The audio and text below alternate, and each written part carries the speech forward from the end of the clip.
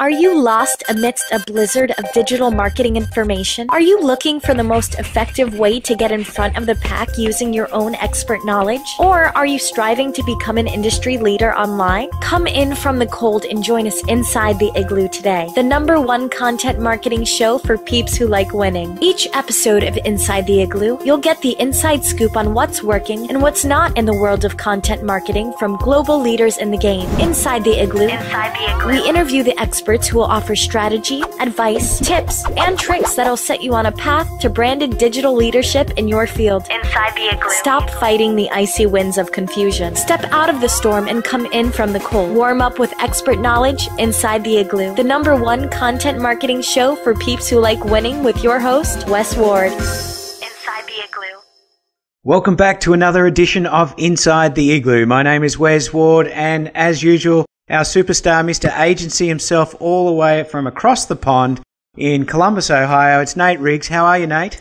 Good, Wes. Thanks for having me again. I'm all wide and fired today. 3 coffees in, a 6 a.m. start. You can probably tell by the rapid speed of my voice. Very excited to be on the show today, to have you here, because we are going to talk about an important part of content production, and that is images as content. And I was actually just blogging last night on Content Igloo, and it just became so imperative that you even have an image just in the blog content, because when you go sharing it around, all the Facebooks, the Twitters, the Google Plus locations where you post a link, they grab that image and display it, and it looks really, really engaging.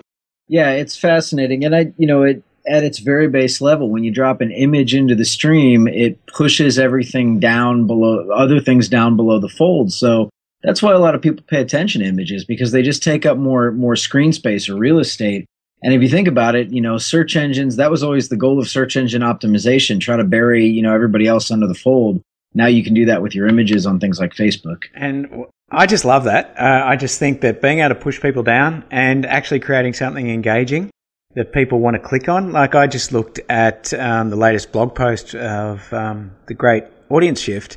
As soon as I dropped it in, the image took up a third of the page or a third of the stream. So you can't not miss it. And it was a lovely photo. I just bought it off PhotoJune just to save myself some time. But yeah, an engaging photo is really attractive. And I think to the average Joe that may not be on your list yet, I think it's a really, really good start. Images work, I think. Well, I think it's fascinating too, because you look at, in 2012, we had the release of Facebook Timeline, and everybody was kind of skeptical as to, what was going to be the response from consumers upon the release of the timeline. And you really didn't have a lot of pushback. I mean, there's always a percentage of people who don't, aren't happy with the way that a change has gone. But for the most part, the things that you heard about Facebook Timeline, which was very much one of the first, shifts to being image-based, got a lot of positive sentiment from the general audience. And now suddenly you're starting to see a lot of other sites kind of take hold of that. Even from LinkedIn, if you go to your LinkedIn contacts now, you can kind of scroll down and see these little, they almost look like Trello cards of various different contacts that you have.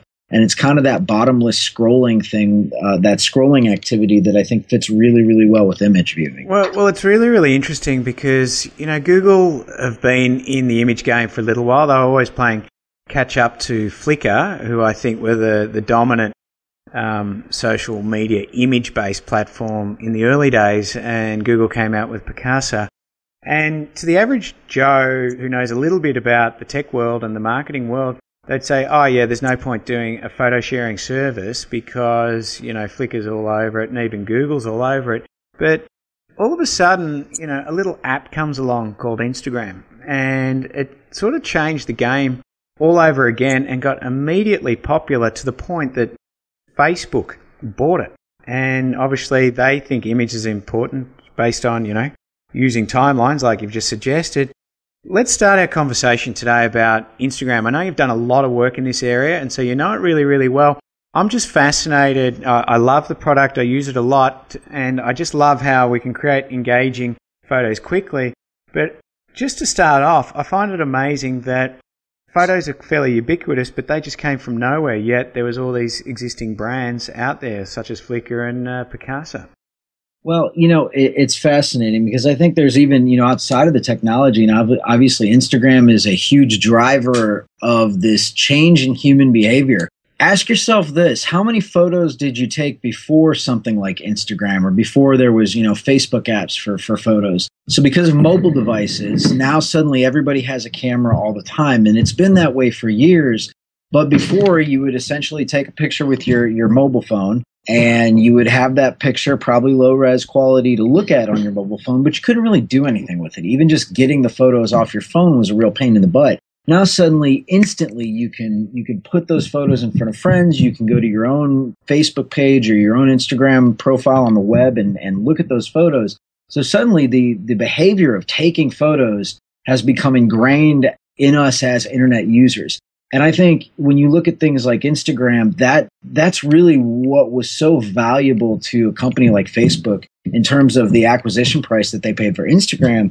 That, mind you, at the time of that announcement, was only a 2-year-old company that wasn't generating revenue. So why is that so valuable? Well, Instagram, essentially with the idea of driving photo sharing to the consumers, operates on the same thing that Facebook does: emotion.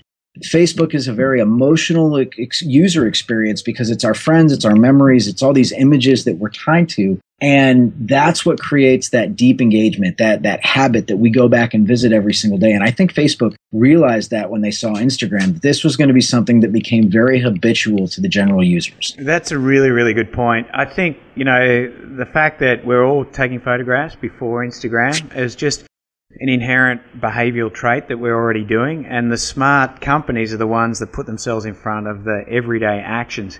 And the fact that, they married up the mobile, which is where the camera is at, and the distribution point, is why it just leapfrogged the services of, Flickr and Picassa. But more importantly, you look at the demise of someone like Kodak. They've been around for, 100, 120 years or something like that, and then they're just filing for bankruptcy protection. Well, they're completely out. I'm not really familiar with US bankruptcy laws, but it looks like they're doomed.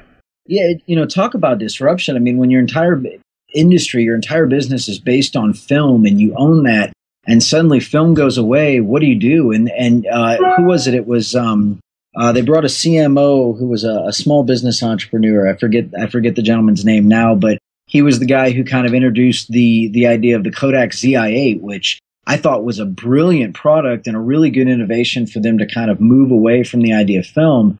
But obviously, I think it was a little bit too little too late. How do you keep up with change when an entire, consumer behavior shifts in what's only a few small years? And it's interesting you say that. I actually own one, and I bought one just before the 4S came out, and I haven't used it ever since because I know the quality is just about as good on an iPhone 4S.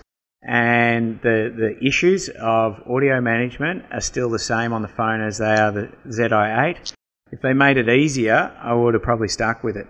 But I've got a nice little camera there that I don't use. And it's just interesting. It probably is a bit late in the game. But if you're going to sit around and just protect what you've got, you're dead. That's really what it's saying. And I think that's a really good lesson for everyone listening to this podcast today, is that what you've already earned has got to be re-earned tomorrow, because there's always someone nipping at your heels. It may not happen overnight at warp speed like it does in the tech space, but it will happen.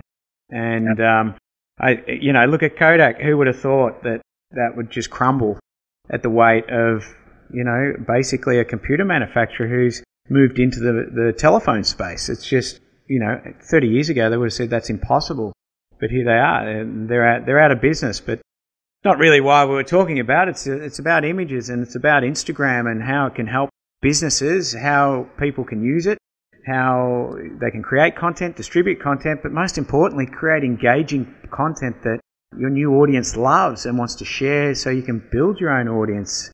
I think that would be the highlight of Instagram, and you're seeing a lot of that over there in America at the moment. Absolutely. It's one of those things where it's not much different than other social networks that have come before it, where you have a few of the larger brands who have already kind of taken the leap and dove into Instagram, really trying to be those people that are getting there first. Because one thing that we've known is when a new platform suddenly comes and gets the hype cycle and gets really popular, It's the brands that get there first that get the halo effect of traditional media because they were the ones to get to the social media first. And so then there's articles about them and so on and so forth.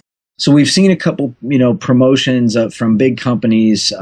Delta Airlines did a promotion with the NHL, the National Hockey League in the U.S., and they sent a bunch of Instagrammers. So what's an Instagrammer? Just for the people who are just picking up on this, what would be your definition of an Instagrammer? So an Instagrammer at current day is basically one of the early adopters of Instagram who have already been able to secure a very, very large, or considerably in terms of how new Instagram is, a large network.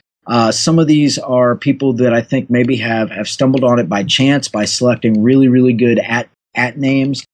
Some people are there. One of my favorites is a guy named at Tony Detroit, who's a photographer out of Detroit, Michigan, who does a lot of architectural photography.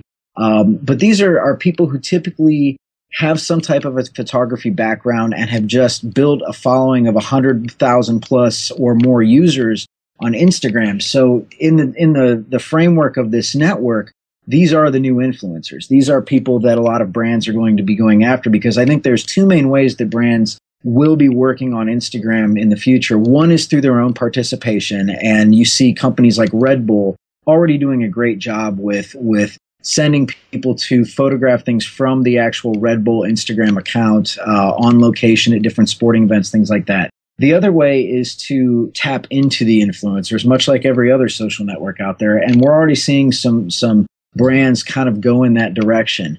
What's missing today in terms of Instagram for business is that the metrics have just not caught up to the point where we have any meaningful way to show whether or not what we did on Instagram moved the needle. Not to say that brands shouldn't get involved in Instagram, but they need to do so with the understanding that this is still a fledgling network. It's going to take a while before meaningful results come out of this. And yes, you will have an advantage by getting in and building a presence early. We know that much from other networks and other brands we've seen be successful.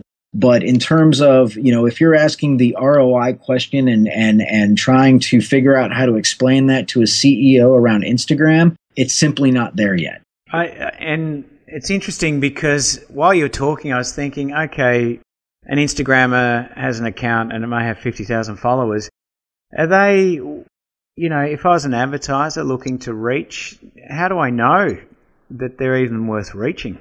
I suppose if an Instagrammer has built their account around a particular topic and is just that rock solid and on point the whole time, then it makes sense, because you could probably say 80% of the audience is interested in, architectural design, something like that, or even more niche, Chicago architectural design. It makes it very difficult to explain that ROI scenario if you don't really know what the audience is. It's just a couple of casual users that have an interest. Maybe if they share it, I suppose that's the advantage.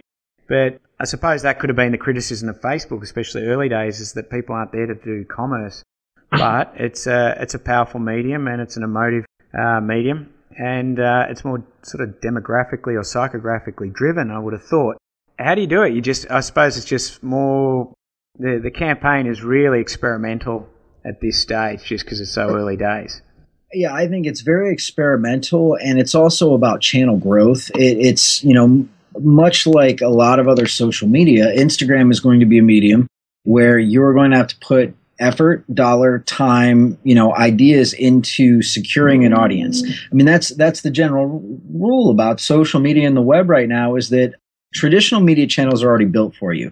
In the US, we can go on NBC or ABC or PBS, and these are all channels that have had millions, if not billions of dollars dumped into securing an audience through programming, which is essentially the content that then makes advertising space, essentially what generates the revenue, valuable.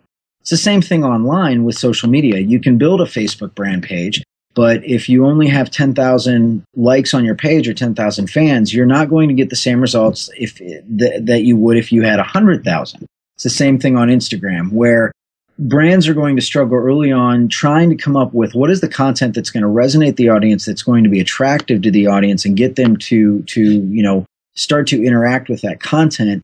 One of the ways to do that is to tap people who already have an existing audience. But the other thing to consider is that the demographics for Instagram skew very, very much towards the 12 to 17, 17 to 24-year-old demographics right now. Okay. So if you're a brand, and this is data, if you give me a second, I can pull up the exact study, but just to plug some research from friends of mine, Edison Research, Tom Webster, Jay Baer, Jason Falls, and Marcus all have really good research that's been done in June of this past year called The Social Habit. It's the social habit. So this is, numbers out of there saying that Instagram users are predominantly, overwhelmingly 12 to 17, 17 to 24. And that is, I think, because of their natural gravitation towards mobile devices. These are kids who are growing up with smartphones in their hand from the time they're, out of grade school. So suddenly a technology like Instagram or Twitter that's really built for a mobile UI. And if you go back to Systrom's statements, that is the intention of Instagram. It's for the mobile device. That's going to bring a much younger audience, and that's going to be very valuable to a lot of marketers out there. I think also where it's really, really working is because it was built for mobile and images are taken as you're out and about. Always, you don't sit behind a desk and then try and figure out photos. You still got to go and capture those experiences. And I think with images, it is that experience capture to tell that story.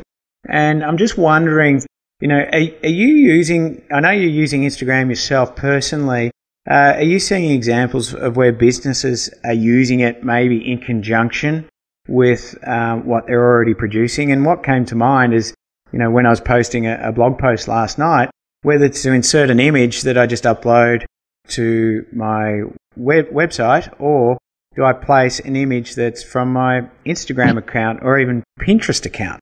And would there be any benefit in that? Does, from an SEO point of view, or whether, outside of visual gratification, is there any sort of online benefit to inserting and using those services outside of, maybe they click on it and go to your Pinterest account and follow it? I don't know. Are you experimenting with a few ways and means of incorporating Instagram into some of your other channels and other mediums that you're using?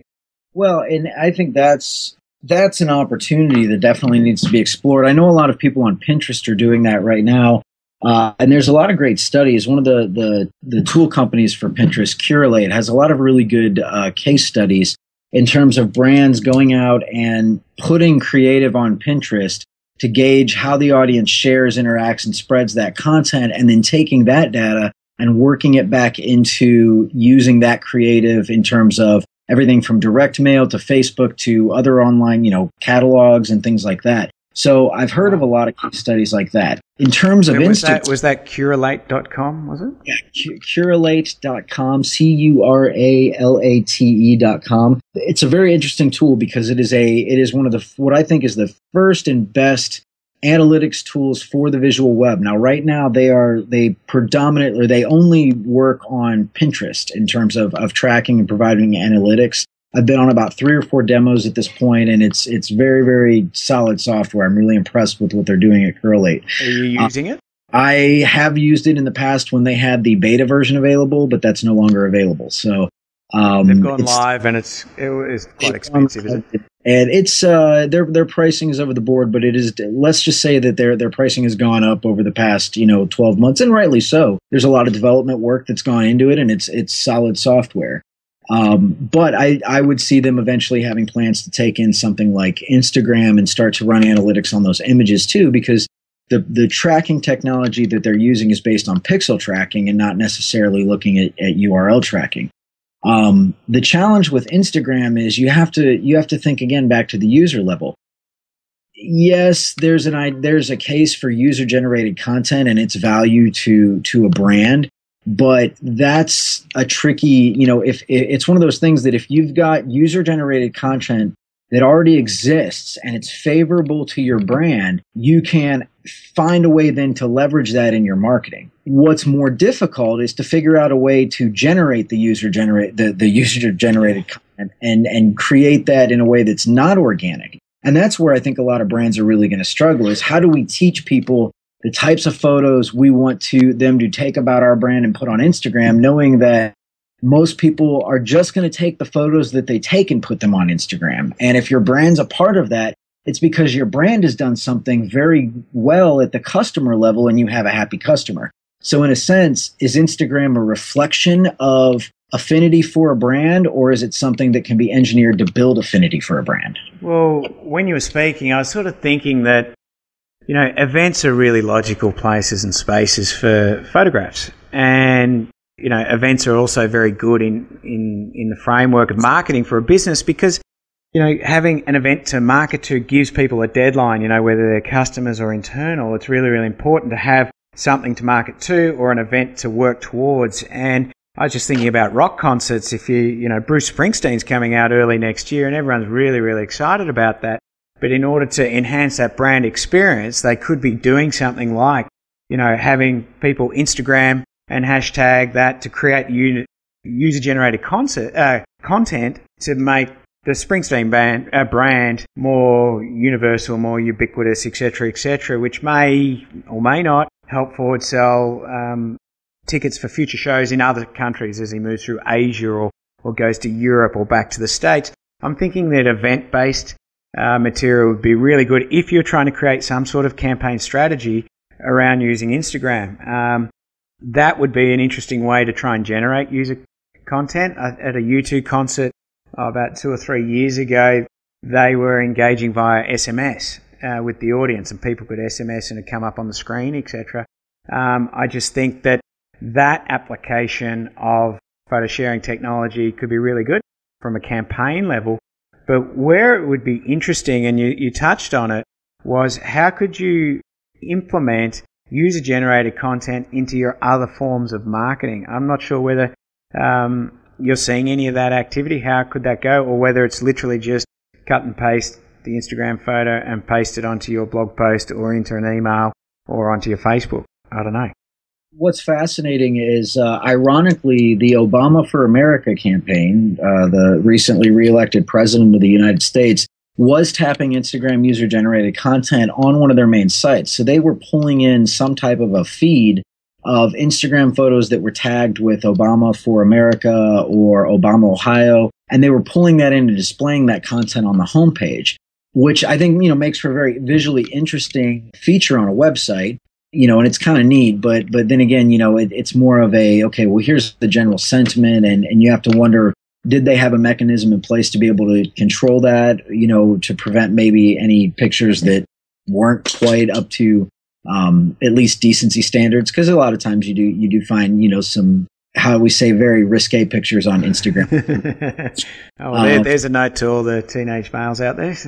Yeah, there you go. But it's, you bring up a really good point. And in terms of the events, that's kind of what we've seen already happen, with in a few cases with bigger brands. Again, back to that Delta Airlines NHL case study. What they did was they went to Madison Square Garden and Delta sponsored a they hired 6 Instagrammers. I believe it was 6, all of which who were considered Instagram influencers. Sponsored them at the event, gave them special access to places in the arena that fans normally wouldn't get to go.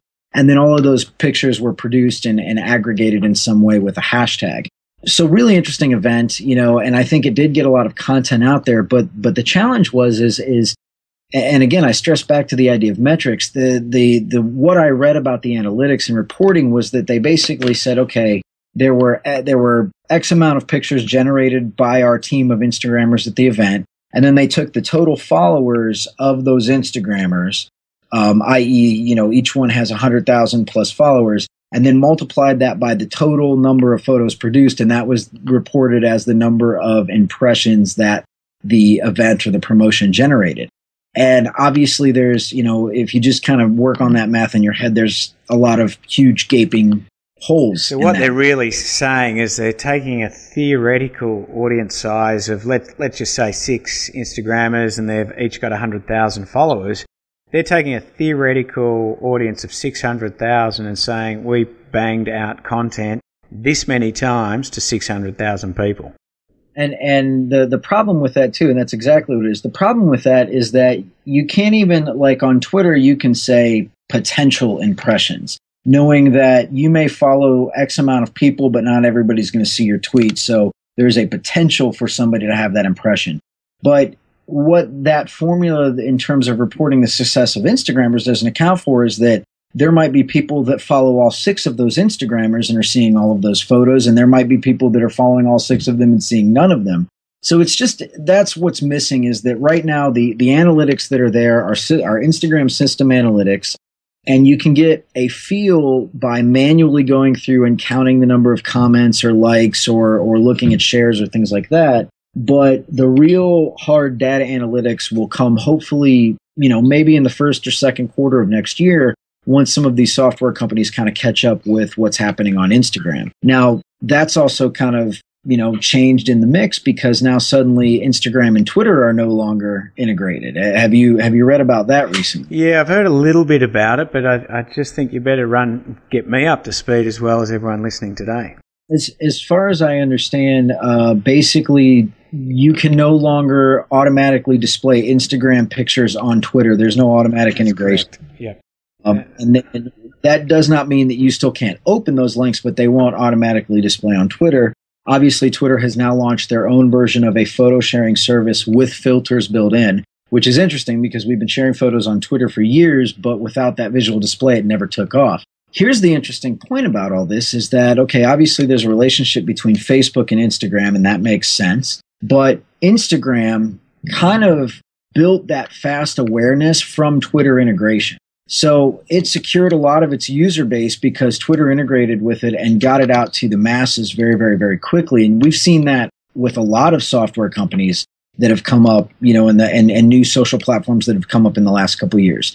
So my question is, what is Twitter shutting off Instagram going to do in terms of inhibiting Instagram's organic growth? Is Instagram now solely dependent on Facebook for growth? What's kind of your opinion? Well, I always assumed that it was Instagram shutting off Twitter because they'd just been bought by Facebook. And then Facebook didn't want to share any sort of data or help Twitter out anymore. But if it's the other way around, well, then that makes sense too. They've got to earn a living, and then they're just helping build up everyone else's business. They took, 2% of all these startups that grew into multi-billion-dollar organizations. They'd go all right if they were part of that organic growth. But I just assumed that Facebook shut them off. But is that the case, or it definitely was Twitter shutting them off? You know what? We'll have to go back and dig into this, because at this point I'm not sure. What I know is that the data is not being shared anymore, and I'm not sure who is the one that instigated that. Because from that point of view, from a data sharing point of view, I know that Google doesn't have access to Facebook. Facebook have said no, and so that puts a gaping hole in Google's data, which is fair enough. They're entitled to do that.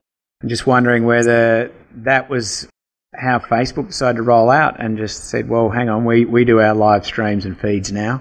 And it's just a competitive retaliation. We now own the hottest mobile image service going around. We want to tie that up to make our data/advertising offering more compelling just due to the fact that the others can't track it or rank it and find out about it and then sell advertising metrics off the back of it. That was my assumption. It doesn't mean it's true, but that was my immediate thought and just logical conclusion. Doesn't mean it's actually factual. We'll just have to put up a link in the show notes where we do find something. And if anyone's got any comments out there further, I'd love to hear from them down below. So make sure you make it noted.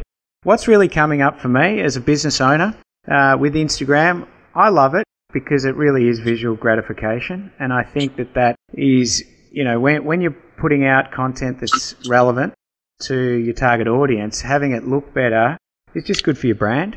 And I think if all it does is create a click to your blog post, it's done its job. And so another way to look at some of these metrics is to, how can we engage with our audience deeper, whether it's a share or whether it's just coming back to the website. I think it's really, really important not to lose sight of that, and that it's very easy to be able to set this up, and that, we're talking some pretty deep and high level stuff here. And for the average business owner, they might be going, well, that's just well over my head. I'm thinking that, let's just make it what it is. What it is that has made it successful is that you got images that just look really, really good and they're very conveniently shared.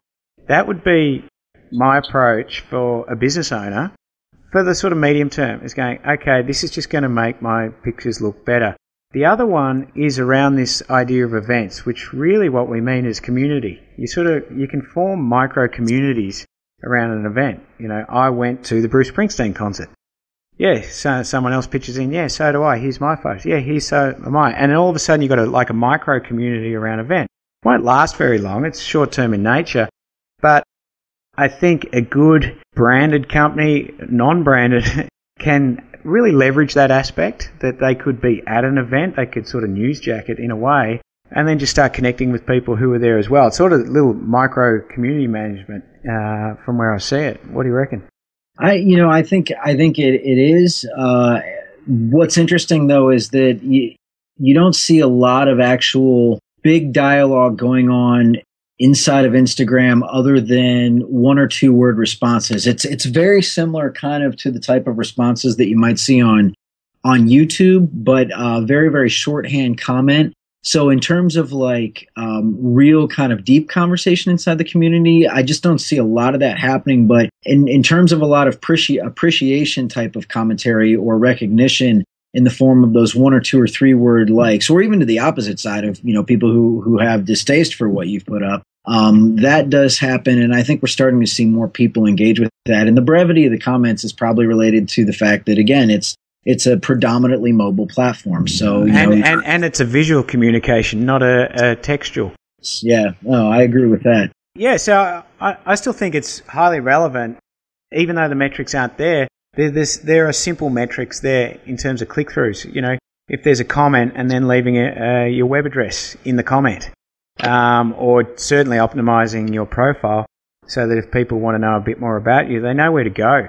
And it's that sort of analogy of throwing people over the fence, getting them back to your own platform, which is your own website, and making sure that, there's engaging content there that's really going to help them out. It's that visual stimulation that starts the whole process. And as long as it's relevant to who you're targeting, it's got a long way to go. But I'm really excited with Instagram. It just made an average photographer like me look passable, acceptable at least. Yeah, same for me. Yeah, no, and so I love it. Well, is there anything more on Instagram that you think are really, really stepping out right at this moment that, you can see the patterns for next year arising? Because, like I said, I know you've done some work with Karcher Group in this area. Is there anything obvious outside of, there'll be a lot more photos getting taken and people will share it, or it's just that's what it is? You take your photos, you share it, and it's visual gratification, and that's pretty much 80% of it. We don't need to think much deeper than really what it is. So I think we're going to see 3 things happen in 2013 with Instagram. We're going to see, obviously adoption is going to continue to rise. With that, we'll probably see a little bit more development on the web interface, which will be interesting in terms of how people view that, and obviously deeper integration between Instagram and Facebook. From the marketing perspective, I expect probably in the first quarter, maybe the second quarter, we'll start hearing some press about companies that are jumping on the analytics for Instagram bandwagon. Again, that may be affected by Facebook's ownership and what they allow them to do. We could even see Facebook integrate Instagram analytics into Facebook Insights, which would be interesting. And hopefully, that would at least provide some free resource that would allow us to take a peek at that. And I think we're going to see the rise of the Instagrammers. I think we're going to see more and more people start to build significant influence because they are the ones sharing those really interesting photos. And because of that, it's going to give birth to a new form of Instagram celebrities or internet celebrities who obviously are going to be immediately recognizable because they're not just writing blog posts. They're showing their face, they're taking pictures, and people are knowing them visually and not just through their written word. And that's going to be huge. It'll be interesting to see how this all develops. Well, that's exactly what happened with YouTube. There's a lot of people that just started putting out content, and there's young teenage girls showcasing makeup or clothes, and all of a sudden they had a powerful medium, but people latched on to those early adopters. So really, if history is something we can learn from, then the rise of these Instagrammers, because they have been now bought into the establishment. They're owned by Facebook, so they're not going anywhere soon. That could be an important takeout as an early adopter trend for business in marketing is maybe not do anything too crazy at this stage, but just do what it was designed to do. Get the photos, build an audience right there, just about relevant visual content that people want, which is related to your business. I think that, you know, in a year from now, if you've picked up 25,000 followers on Instagram, that's not insignificant in terms of audience reach and building a direct relationship with audiences.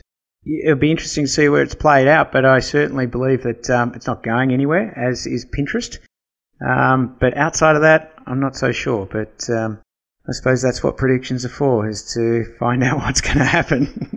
Yeah, look back the next year and see that you were probably half wrong and half right. Yeah, so. Exactly. It hasn't gone away, and nothing else that we said was true. But all we can do is take our best guess and learn from history, and also use our common sense. And I think it's just a fabulous medium. It's working because it's on the move. It's designed for mobile.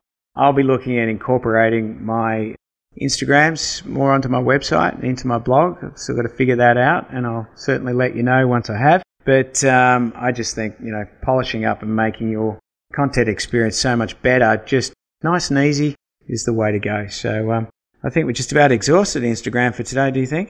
Yeah, absolutely. I think it's been a good discussion. So thanks again for having me. Yeah, that's good. Now, I know you've got to fly, and so do I. So what I'll do is I'll just put all the places, all the brands, etc., that we've mentioned in the show notes down below.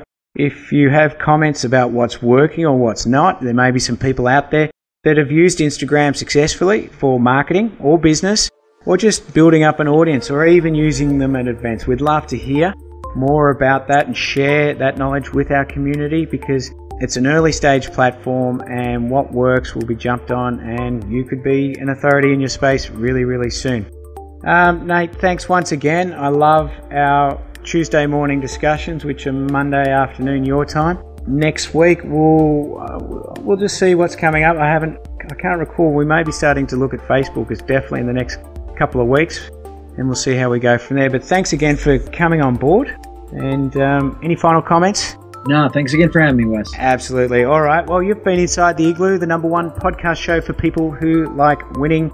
I'm Wes Ward, and today's guest was Nate Briggs from the Karcher Group in Columbus, Ohio. Please visit our website for the show notes. Check out everything you need to know there. Make sure you become a VIP, and also check out Content Igloo magazine in the iPad newsstand. My name's Wes Ward. Thanks very much for listening. Bye for now. You've just been Inside the Igloo, the #1 content marketing show for peeps that like winning, with your host, Wes Ward. For more information about leading your market online, visit Content Igloo at www.contentigloo.com.